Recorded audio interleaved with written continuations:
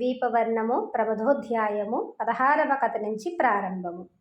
ఈ వజ్రముతో కట్టబడిన ప్రాకారమందలి మండపములను అరుగులను లతలతోనూ పుష్పములతోడను కప్పబడినవైనప్పటికీ సూర్యకాంతిని ధిక్కరించుచున్నవి. ఇక్కడనున్న 64 విద్యలయందు పూర్ణులైన దేవతా స్త్రీలు వారి వారి గృహములయందు పరదేవతా పూజార్హమైన వస్తువులను సంగ్రహము చేయుచున్నారు. ఇది వారి దాసీజనముండు స్థలము.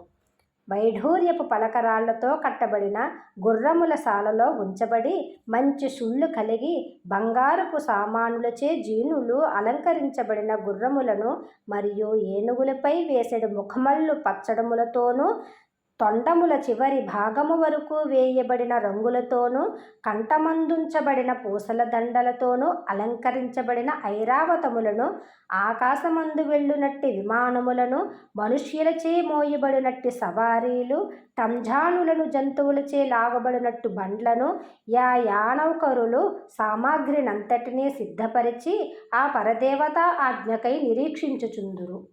ఇక్కడి తోటలు గృహములు ఇంద్రనీల మాణిక్యములతో నిర్మించబడినవి.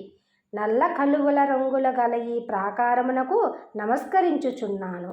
ఇక్కడ కరాళి వికరాళి ఉమా సరస్వతి శ్రీ దుర్గా ఉషా లక్ష్మి శృతి ధృతి శ్రద్ధ మేధ మతి కాంతి ఆర్య అనే పరదేవత యొక్క 16 గురుశక్తులు ప్రాణులకందరకు వారి వారి కుచిత శక్తులనిచ్చుచున్నారు గనుక వారికి మాటి మాటికి నా నమస్కార శతములు అర్పించుచున్నాను.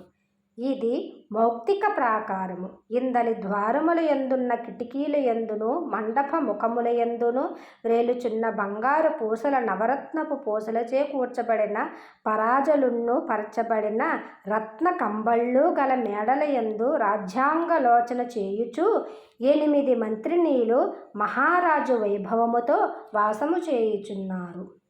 శ్రీమాత్రే నమః.